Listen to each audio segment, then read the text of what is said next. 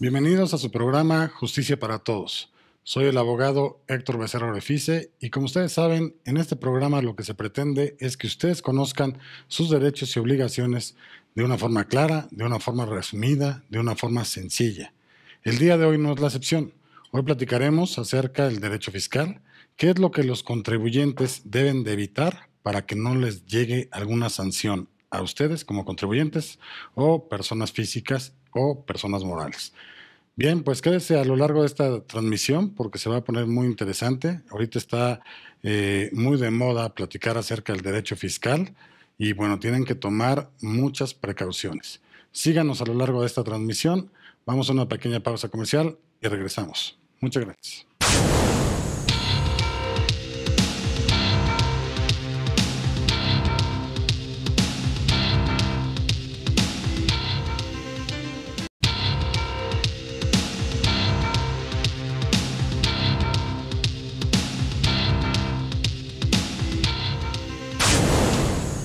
Bien, estamos de regreso para iniciar con este gran programa acerca del derecho fiscal.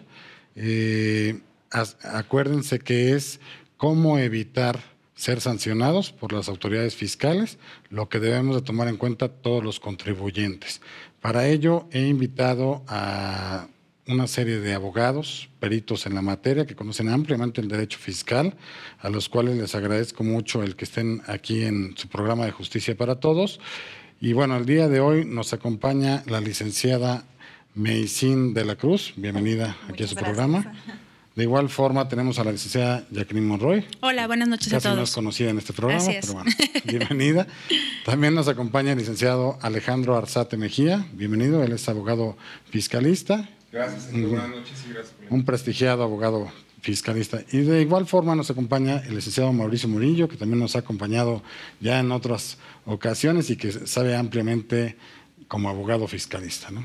Muchas gracias, Héctor. Bien. Buenas noches. Bueno, pues muchas gracias a ustedes por estar aquí. Y bien, pues para iniciar con este programa, pues yo sí quisiera que el licenciado Mauricio Murillo nos comentara un poquito acerca de qué debemos nosotros, los contribuyentes, qué debemos de hacer.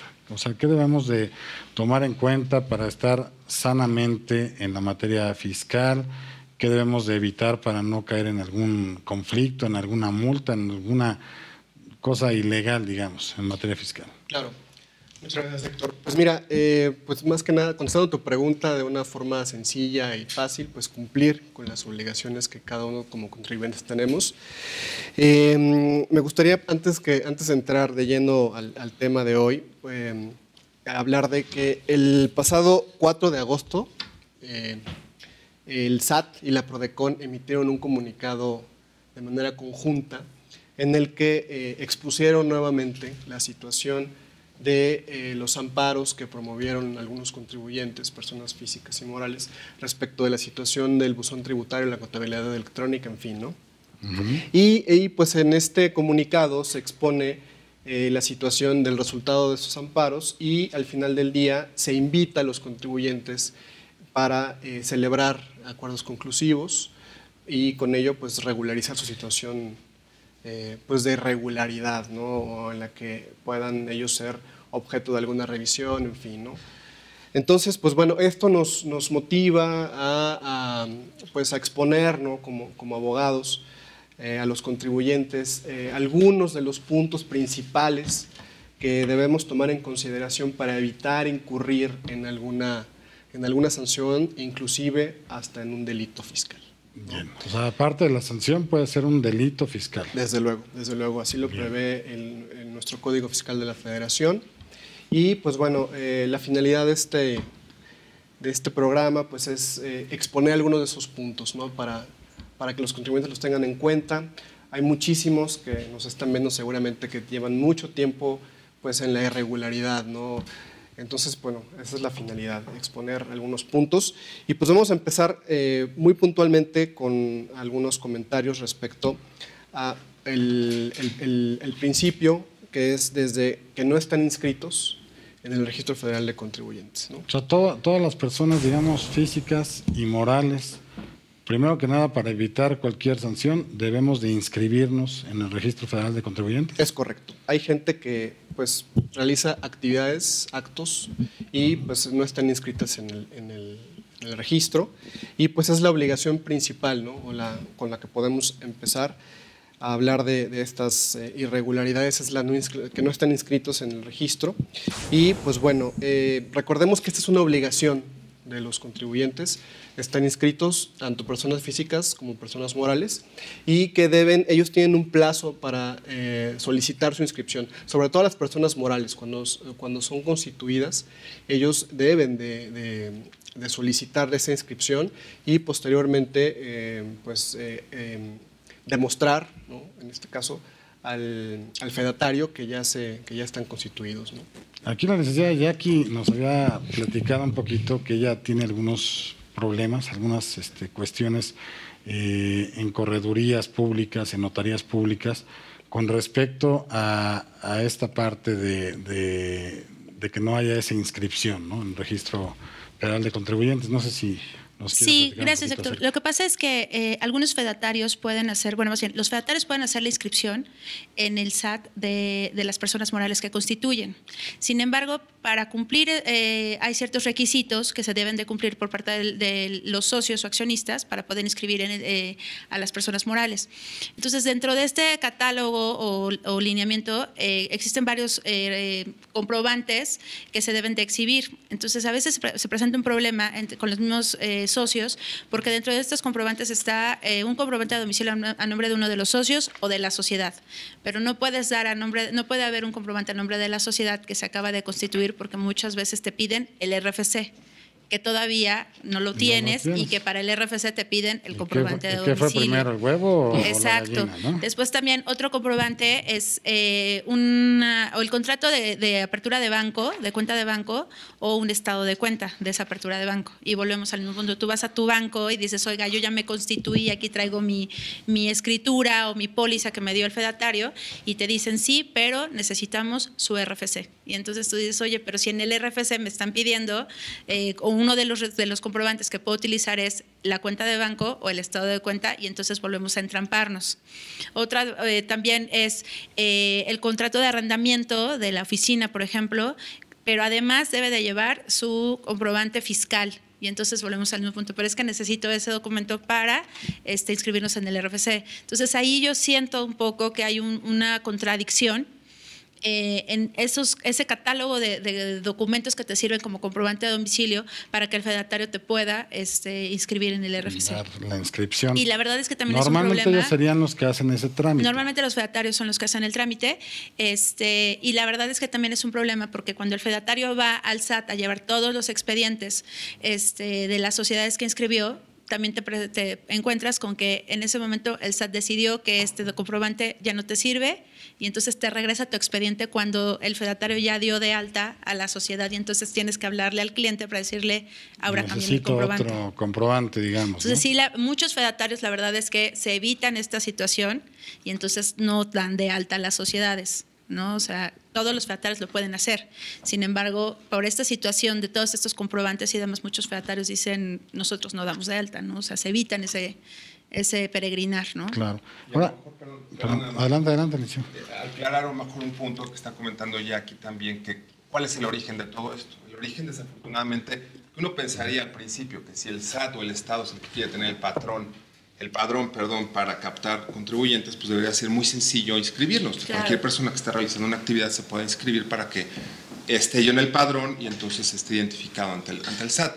Sin embargo, ¿qué ha sucedido? Desafortunadamente en este país, lo que hemos visto también a mucho que ha proliferado muchas sociedades, que se pueden decir como fantasmas o que se utilizan para realizar operaciones que son inexistentes, que hubo una reforma incluso derivado de todo esto a partir de 2014 en el Código Fiscal para atacar o un procedimiento específico para este tipo de operaciones. Pero es una campaña que las autoridades y el SAT están viendo mucho. Entonces, lo que estaban haciendo a ojos del SAT es poniendo unos requisitos para que no cualquier persona ya pueda constituir una sociedad y de a lo mejor desaparecerla para mañana. Entonces, pero desafortunadamente nos encontramos ante el problema que dice Jackie, pagamos justos por pecadores. Entonces, realmente una persona que esté iniciando operaciones, que se haya constituido, que intente registrarse, se encuentra con este tipo de trabas que muchas veces son muy complicadas. Exacto.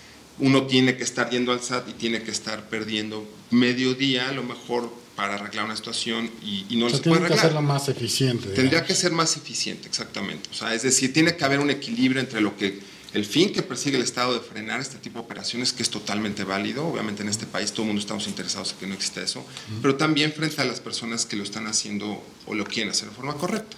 Bien. Ahora, yo como persona, entiendo que como persona moral, pues bueno, sería el momento que me están constituyendo, el notario, el corredor público, toda esta parte y demás. Pero como persona física, ¿yo cuándo debo de darme de alta en el Registro Federal de Contribuyentes? O sea, a lo mejor puedo ser que yo estoy en mi casa, me mantiene mi esposa, ojalá fuera el caso, pero bueno, me mantiene como tal, de ahí yo no percibo nada. ¿Tengo que estar en el Registro Federal de Contribuyentes o realmente, salvo que yo tenga alguna cuestión ya económica, lo tengo que hacer? ¿Qué pasa con esto?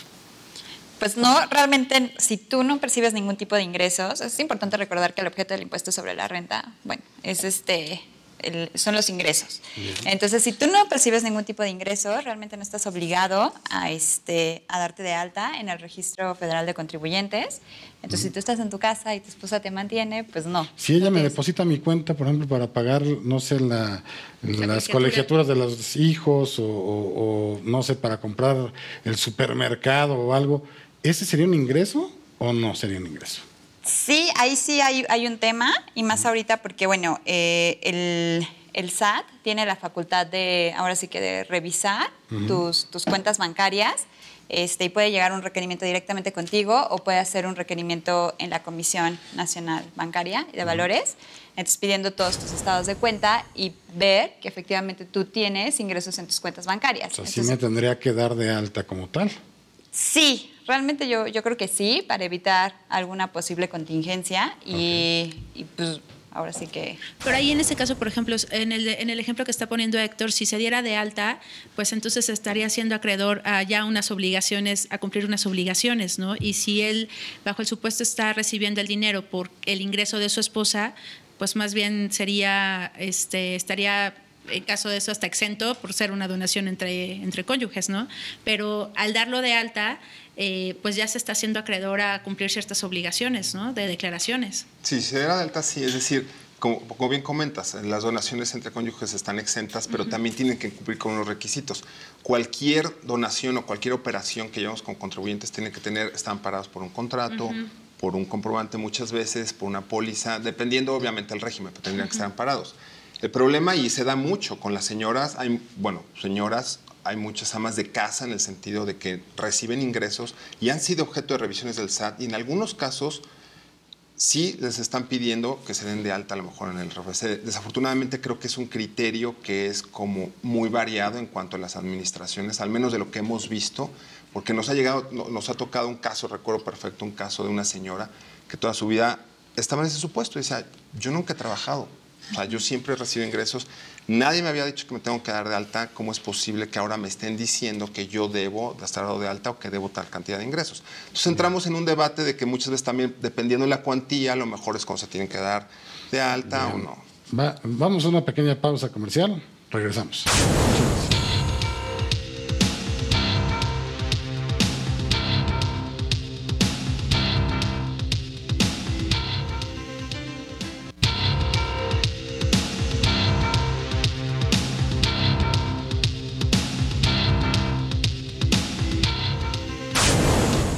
Bien, estamos de regreso y bueno, pues nos quedamos platicando aquí con el licenciado fiscalista, abogado fiscalista Alejandro Arzate, en el sentido de las señoras, los señores, porque ya estamos, digamos que ambos sexos como tal, podemos estar en casa como tal, ¿no? Y que a lo mejor nuestro cónyuge es quien nos deposita, digamos, un dinero para cubrir ciertas necesidades de casa.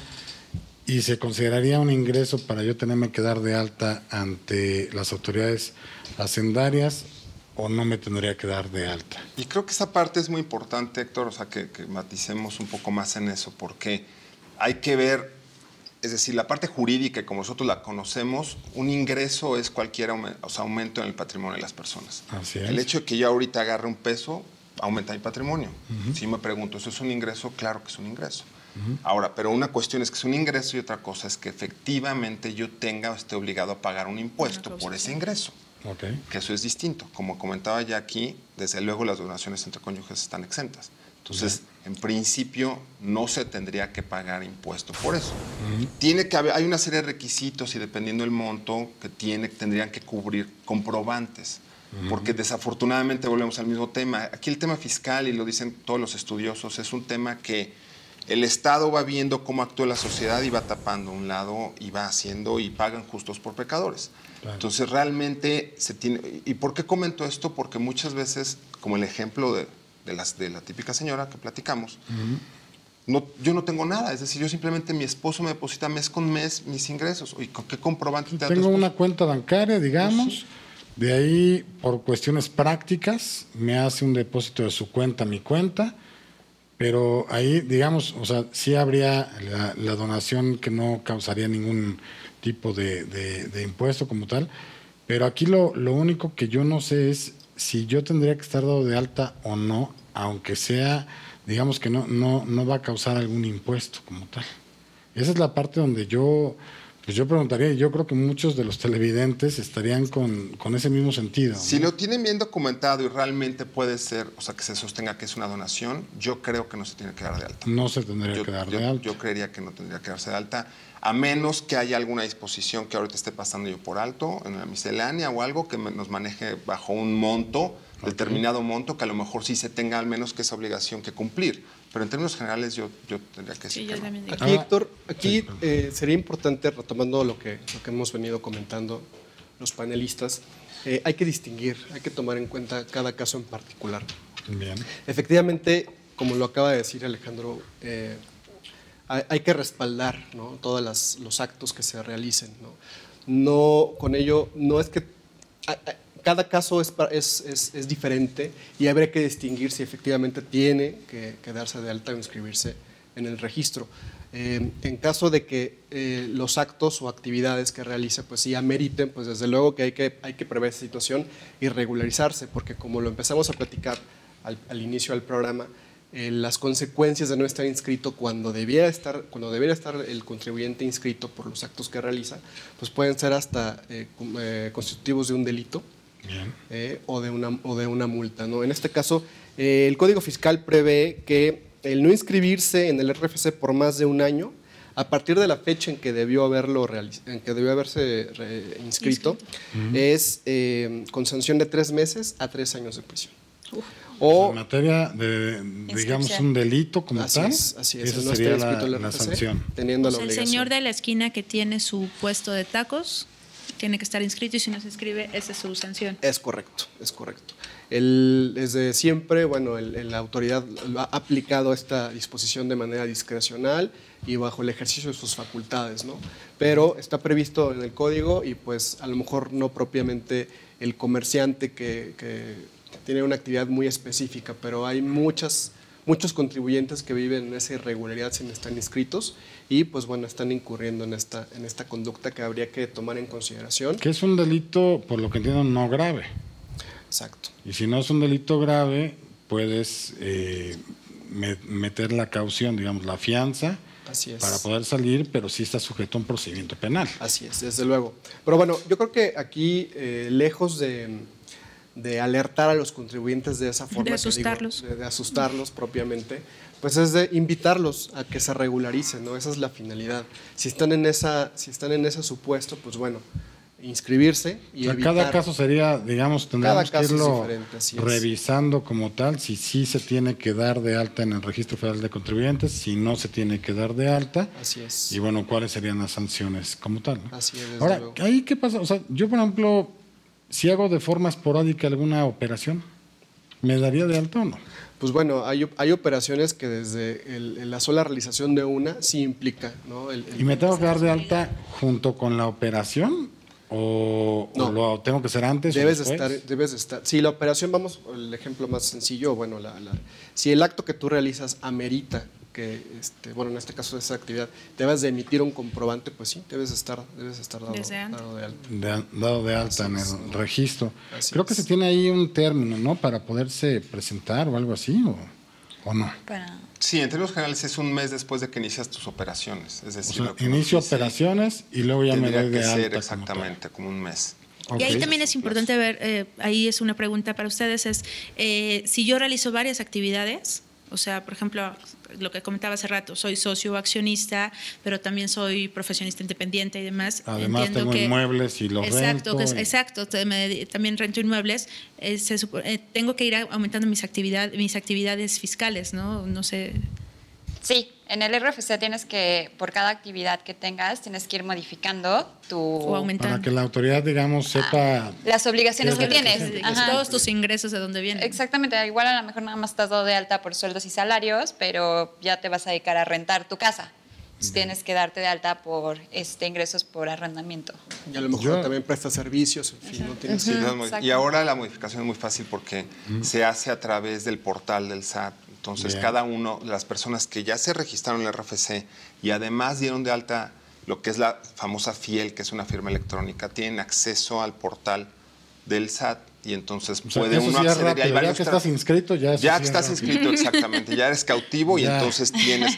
Pero esto ahorra mucho y esto es importante que lo sepan las personas porque a lo mejor no necesitan ir físicamente a la oficina del SAT que les corresponda. Sino que pueden hacerlo en internet. O sea, lo que sí es importante es que se acerquen a algún asesor que conozca de todos estos temas y entonces que les diga si el trámite que quieren realizar, ya sea el alta, la modificación en el alta o baja de actividades, lo pueden hacer. Ahí lo ideal es que vayan a ver un abogado fiscalista, porque si no, muchas veces, y no quiero insultar de ninguna forma a los contadores, pero lamentablemente ellos muchas veces creen que saben lo mismo que un abogado fiscalista. Y son dos cosas muy diferentes, o sea, porque ellos se sienten luego abogados o nosotros luego nos sentimos contadores. Sí. Lo ideal sería tener un abogado fiscalista que aparte sepa contabilidad, ¿no? Además, claro, sería el mundo. Pero bueno, esa sería una cuestión. También, me nace un poquito la duda de, ya no me di de alta en Hacienda. Me llegó una revisión por parte del SAT, del Servicio de Administración Tributaria. ¿Puedo todavía darme de alta o no? ¿O ya estoy en el delito? ¿O qué tengo que hacer? Si ya te llegó la revisión, que realmente ahí empieza el calvario, pues la autoridad tiene la facultad de darte de alta en el registro. Ellos me darían de alta. Así es. Y bueno, pues con todas las consecuencias que ello implica, ¿no? Bien, o sea, someterte a un proceso penal y no, además... No, bueno, no necesariamente. Es parte de sus facultades el poder presentar una querella por delito fiscal. Sin embargo, pues bueno, eso queda completamente al arbitrio de la autoridad, ¿no? Generalmente, pues cada caso es diferente, hay situaciones en las que no lo amerita y pues bueno, una persona física, pues probablemente no existe una querella dependiendo el monto por el cual no se haya registrado y que haya tenido ingresos, en fin, ¿no? Pero bueno, además del delito y de las multas, pues hay otras tantas consecuencias como esa de la que estamos hablando, ¿no? Que el registro lo realiza la autoridad. Otra es que, bueno, inclusive puede darse el aseguramiento de tus bienes, ¿no? Un embargo, cosas. Exactamente, y luego el problema en que padecen estas personas que no están dadas de alta es que están asegurados sus bienes y no pueden acreditar la propiedad de sus bienes, pues porque no tienen un registro federal de contribuyentes con el que puedan demostrar que efectivamente adquirieron esos bienes. O sea, yo de bienes, digamos que entendería... pues no sé, algún coche, algo así, pero también se entendería como bienes, cuentas bancarias, ¿o no? Bueno, están en tu patrimonio, esos o sea, recursos. Si por algo la autoridad se da cuenta que yo no me di de alta en el Registro Federal de Contribuyentes, ¿me podrían bloquear o asegurar mi cuenta bancaria? Así es. Sí, sobre todo para efecto de que los televidentes sepan que pues no está tan fácil el no cumplir con sus obligaciones fiscales, ¿no? Vamos a una pausa comercial, regresamos.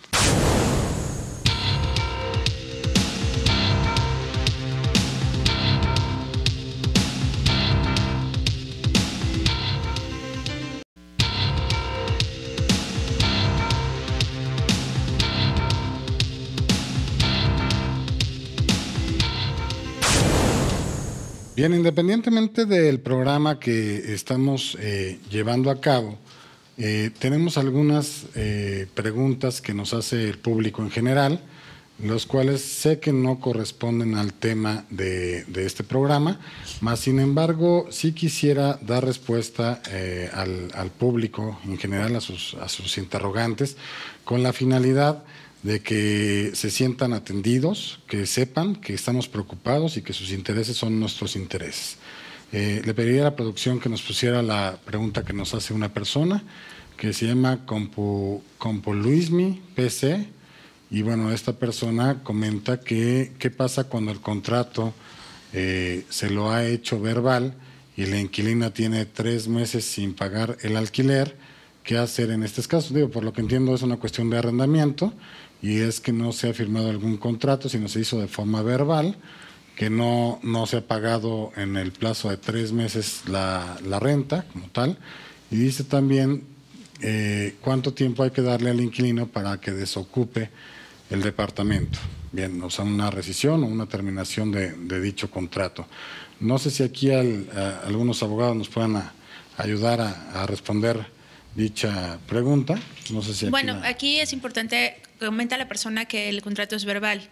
Entonces, lo primero que se tendría que hacer o llegar con un abogado para tratar de hacer se tendría que hacer unos medios preparatorios a juicio en el cual se mande llamar a la persona, al inquilino, para que pueda acreditarse ese contrato de arrendamiento. Este inquilino va a tener que declarar bajo qué título está usando el inmueble en materia del arrendamiento, y una vez que se acredite este contrato, entonces podrá pedir la rescisión. Claro. ¿No? Sí, bueno, en México existe obviamente el que se puede llevar a cabo los contratos de forma verbal o de forma escrita.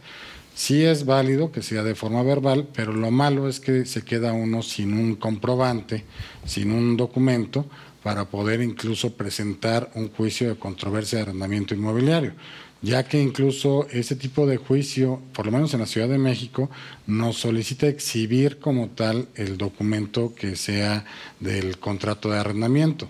De ahí, pues bueno, como bien señala la abogada Jackie, lo ideal o el consejo que podríamos dar es que primeramente se acuda a medios preparatorios a juicio con la finalidad de ver en qué carácter está poseyendo dicha persona el inmueble, para que él solito mismo tenga que decir, bueno, yo soy arrendatario como tal del inmueble. De ahí se tenga en copia certificada su testimonio y demás, y se pueda acudir al juicio como tal, controversia de arrendamiento en el caso de la Ciudad de México. En los estados de la República hay un juicio que se llama especial de desahucio. Desahucio es, digamos, en materia de arrendamiento, no desahucio de una persona que esté desahuciada. Y de ahí pueden llevar a cabo la rescisión por falta de pago, o en su caso, si ya no desean seguir con esa relación jurídica, pues bueno, se tendría que llevar a cabo la terminación del contrato de arrendamiento por incurrir en cierta falta hacia el mismo, pero bueno, todo ello tendrían que verlo con una persona capaz jurídicamente, o sea, un abogado propiamente que conozca bien de los temas. Y bueno, espero que con esto haya quedado satisfecha la pregunta que nos hace el público en general. Les agradecemos mucho que hagan este tipo de preguntas, porque para eso es este programa, para que ustedes puedan solventar todo tipo de interrogantes. Les recuerdo que en el portal de YouTube aparece bajo el nombre Justicia para Todos todos los programas que se han estado transmitiendo a lo largo ya de 2 años, y con la finalidad de que usted pueda llevarlos, pueda revisarlos, verlos, observarlos y pueda conocer más sus derechos y obligaciones. También les recuerdo que existen otras redes sociales de este programa, como se pueden encontrar en Twitter bajo el nombre igual Justicia para Todos, Facebook igual Justicia para Todos, y bueno, existen ahí a lo largo de este programa iremos dando otros datos sobre redes sociales donde nos puedan encontrar y puedan interactuar con nosotros. Les agradecemos mucho y bueno, seguimos con este programa que está muy interesante, que es acerca del derecho fiscal. Bueno, ya vimos la parte de qué pasa si me inscribo, si no me inscribo en el Registro Federal de Contribuyentes. Yo sí quisiera platicar un poquito acerca de qué pasa con que tengo que llevar una contabilidad o no tengo que llevar una contabilidad como persona física, como persona moral, y qué es lo que me puede pasar si no llevo la contabilidad como tal. No sé si aquí el licenciado Sí, claro que sí. nos pueda platicar. ¿Este requisito sí es forzoso tener que Sí. llevarlo o no? Sí, desde luego. Es decir, si ya hablamos del hecho de que un contribuyente se dio de alta en el RFC, ahora viene como segundo supuesto, podríamos decirlo de alguna forma, llevar contabilidad. Para varias actividades, para personas morales todas tienen que llevar contabilidad y para personas físicas también la mayoría de las actividades que realizan tienen que llevar una contabilidad. Entonces tienen que acercarse, la sugerencia es acercarse con un profesional de esta materia para que le lleve a cabo la contabilidad. O sea, si yo ya estoy, digamos, con mi registro federal de contribuyentes, sí tengo que llevar, aunque sea persona física y aunque sea de forma esporádica que haga algún acto de comercio, alguna cuestión que me produzca un ingreso, pues tengo que llevar esa contabilidad. Hay algunas excepciones, no necesariamente tiene que ser por una actividad esporádica, Bien. pero tendrían que acercarse, por eso repito, a las personas que son profesionales en esta materia, que son los contadores, pero en términos generales lo que podemos decir es que sí se tiene que llevar la contabilidad a las personas físicas y tiene que ser el código, el reglamento y misceláneas fiscales, que son disposiciones que el propio SAT expide, nos establecen todo un marco muy amplio de lo que es la contabilidad, de todos los libros, documentos, estados de cuenta forman la contabilidad, cualquier documento que ampare la operación que yo estoy llevando a cabo. Claro. Si yo tengo ingresos por actividad de mi abogado como independiente, tengo que tener todos los comprobantes fiscales que yo emita, las compras que yo haga que estén relacionadas con mi profesión, a mis clientes todos los comprobantes fiscales que expide. Es decir, toda la documentación relacionada se la tengo que dar a mi contador y ellos son los que organizan esto, bajo los parámetros que nos establece el Eso SAT. sí, lo ideal sería un contador, ¿no? Que lo lleve a cabo, no Sí, tanto un abogado fiscalista, esa ¿no? parte, Digo, sobre todo porque luego al rato van a decir, no, los contadores van a decir, no, eso sí, yo sí soy el que tal, ¿no? Ahí sí se sugiere, obviamente, que un contador sea el que lo lleve a cabo, ¿no?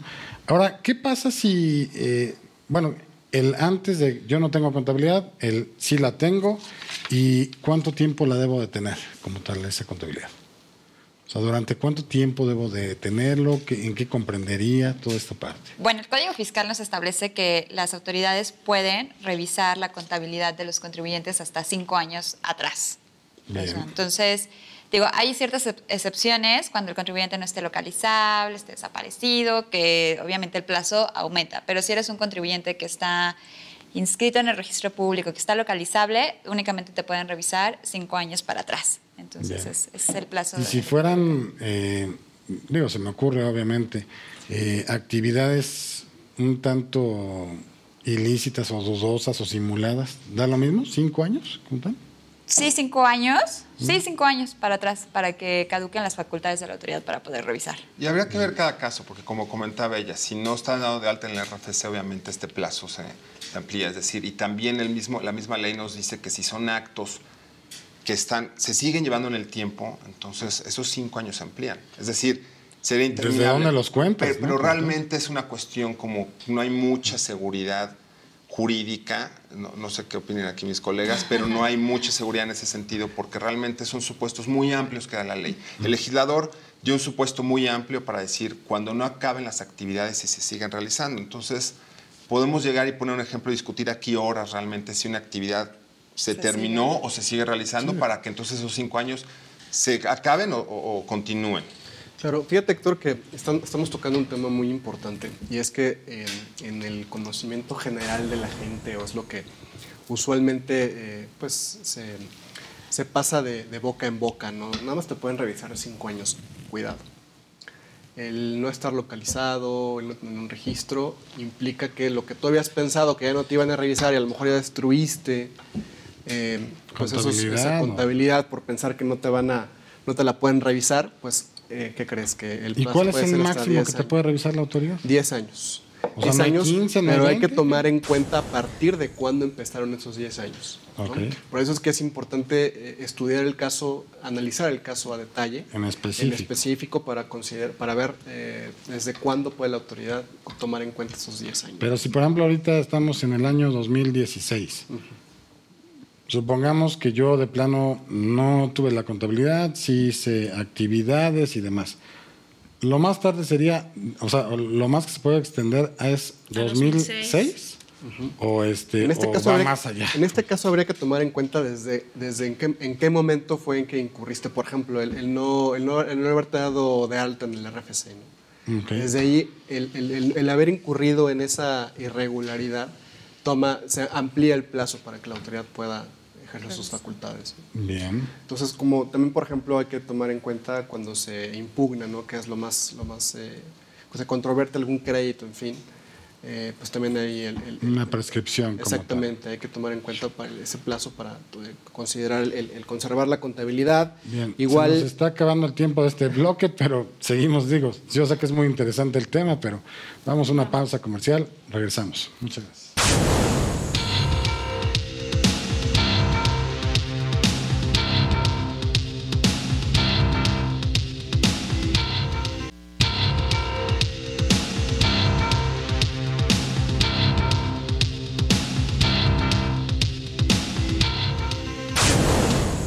Bien, estamos de regreso y bueno, pues es un tema un poquito amplio como tal, pero bueno, se quedó platicándonos el licenciado Mauricio Murillo referente a la contabilidad. Así es, bueno, pues nada más hablando un poco, ya hablamos de las consecuencias de no estar inscrito en el Registro Federal de Contribuyentes y pues bueno, a efecto de darle seguimiento a esta otra recomendación, ¿no? de llevar y conservar la contabilidad, que es una obligación del contribuyente. Vamos a hablar un poco también de las consecuencias, ¿no? También la conducta de ocultar, alterar, destruir total o parcialmente los sistemas y registros contables y los asientos respectivos es constitutivo de un delito fiscal. Bien. Ajá. Y también, al igual que el no estar inscrito, la sanción es de 3 meses a 3 años de prisión. Y la multa está prevista, la cantidad actualizada es de 3,080 hasta 9,252 pesos. Bien.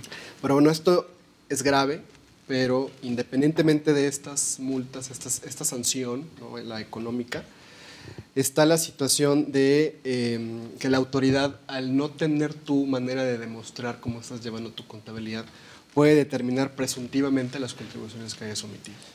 Y entonces, ellos hacen tus cálculos y te dicen debes tanto. Así es. Generalmente realizan cuantificaciones muy por arriba de lo que ordinariamente pudieras realmente adeudar. Claro, porque te van a tasar. Es una cuenta impresionante y pues bueno. Sin ver deducibles, nada más puros ingresos. Así es, sí, porque precisamente como no tienes contabilidad, pues obviamente no tienes ningún deducible, ¿no? La autoridad presume que no tienes, ¿no? Ahora, ¿qué diferencia hay entre esta contabilidad y contabilidad electrónica? Porque mucha gente se confunde si ya es la pura contabilidad electrónica o contabilidad escrita.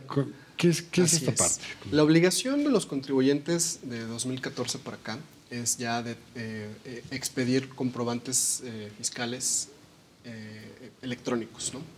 Entonces, toda esta contabilidad ya se cruza con con la información que el sistema financiero envía al SAT. Y pues bueno, desde luego que ya el SAT puede determinar efectivamente si hay en un momento dado se presenta una discrepancia entre los ingresos y las deducciones que tú estás señalando, ¿no? Y inclusive ya puede enviarte una preliquidación a través de buzón tributario. Ya hubo un programa anterior en donde platiquemos un poco más a detalle de eso, pero bueno, no está de más reiterarlo a propósito de la resolución que emitió la segunda sala respecto de los amparos y pues una serie de jurisprudencias que están por publicarse en la página de la Corte al respecto, en donde pues bueno, se están aclarando muchas cuestiones respecto de la contabilidad electrónica y del buzón, ¿no? Ya todos entonces tenemos que llevar la contabilidad electrónica, personas físicas y morales, no importa los montos con los cuales nosotros estamos generando a lo largo de un año ni nada por el estilo. Es correcto. O sea, tenemos esa obligación como contribuyentes de llevar nuestra contabilidad de forma electrónica y pues bueno, cumplir con todos los lineamientos que marca pues no solamente el Código Fiscal, el impuesto a la renta, sino también estar pendientes, bueno, los especialistas, ¿no? Que en este caso se prestan los servicios de pues lo que continuamente publica el SAT, ¿no? A través de la miscelánea. Bien, sí, y creo que aquí es importante comentar o rondar un poco más de lo que Mauricio nos estaba explicando y como comentaron que ya tuvieron un programa de esto, sí. A partir de 2014 se inició una campaña y más bien se llevó a cabo una reforma en el Código Fiscal muy innovadora, por así decirlo, en el sentido de los medios electrónicos. Como ya comentaban, se estableció el buzón tributario, todos tenemos que tener registrado un correo electrónico ante el SAT, tenemos que ingresar, subir mensualmente la contabilidad a través de la página de internet y además una cuestión que al rato vamos a platicar, pero que son las revisiones electrónicas. Entonces son 3 reformas estructurales muy importantes en cuestión de lo que tiende a hacer el SAT. Desafortunadamente lo implementó, hay algunas cuestiones en la implementación que no lo hicieron, es decir, el espíritu de la ley es muy bueno porque hacia allá tiende el mundo y tenemos también que tender y tenemos que ir en este vehículo de las cuestiones electrónicas y que nos ayuden a hacer más rápido esto a nosotros como contribuyentes y al SAT. Sin embargo, en la implementación hubo algunos errores. En la contabilidad muchos contribuyentes los contadores sobre todo se están quejando, en el sentido se quejaron desde hace 2 años, porque de cómo estaba establecida la reforma no podían exactamente ellos cruzar o cazar todas las informaciones en las pólizas y en las comprobantes fiscales digitales con un formato XML, me parece que establecía la miscelánea, que es una cuestión muy técnica, pero bueno, que es más de ingenieros en computación o en sistemas, pero que realmente llega todo esto al mundo de los contadores. Entonces se iniciaron o se promovieron unos juicios de amparo en este sentido y la Corte acaba de, como bien lo comentó Mauricio, acaba recientemente de pronunciarse al respecto y declaró. Se hicieron valer muchos argumentos en contra de todos estos sistemas. Entonces, la Corte analizó todos los argumentos que se hicieron valer, la mayoría los declaró o reconoció que son constitucionales, están apegados a la Constitución, salvo algunos puntos específicos. Tratándose de contabilidad electrónica nada más, señaló que es el formato que les comentaba, XML, como está en inglés, en un catálogo en inglés, es inconstitucional. Entonces, ahí es un problema que tiene la operación de la contabilidad electrónica. Entonces, la mayoría de los contribuyentes que promueven el amparo no tienen la obligación actualmente de subir esta contabilidad. Ahora, también me gustaría comentar algo antes de concluir.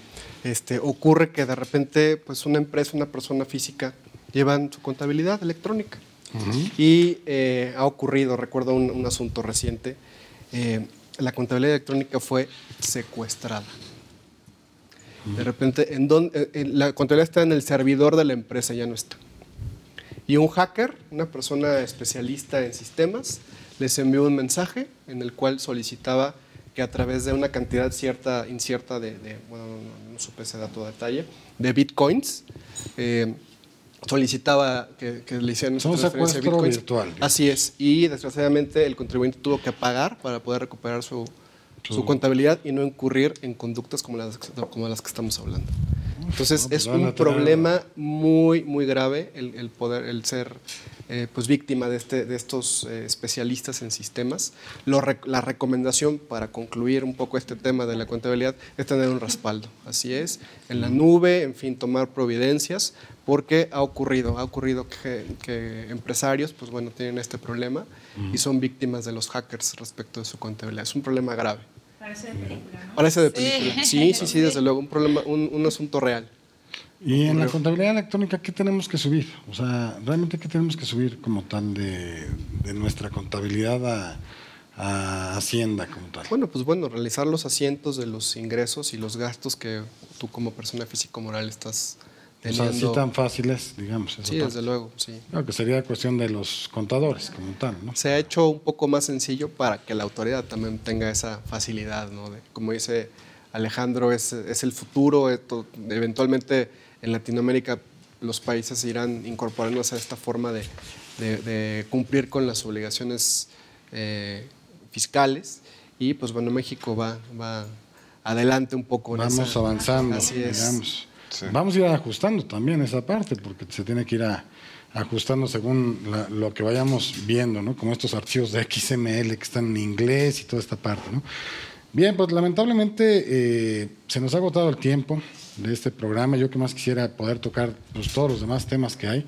Yo los invitaría a que hagamos un segundo programa para poder seguir platicando de todo lo que hay, porque es un panel muy nutrido y la verdad es que sí hay muchas cosas que se pueden llevar a cabo y platicar como tal, ¿no?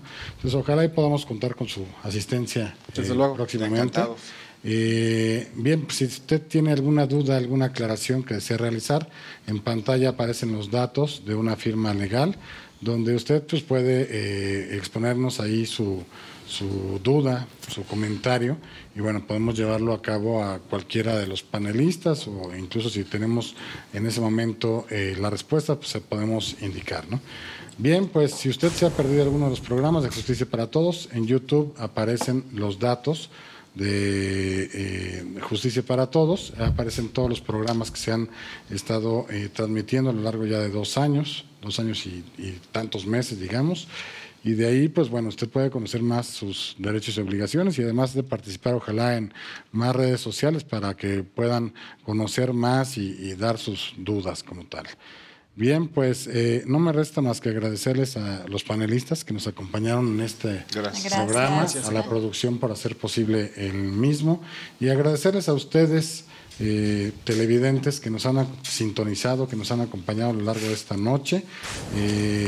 Ojalá y contemos con ustedes que nos puedan sintonizar la próxima semana en un programa más de Justicia para Todos, recordándoles nuestro lema, el cual es: la justicia es ciega, nosotros no.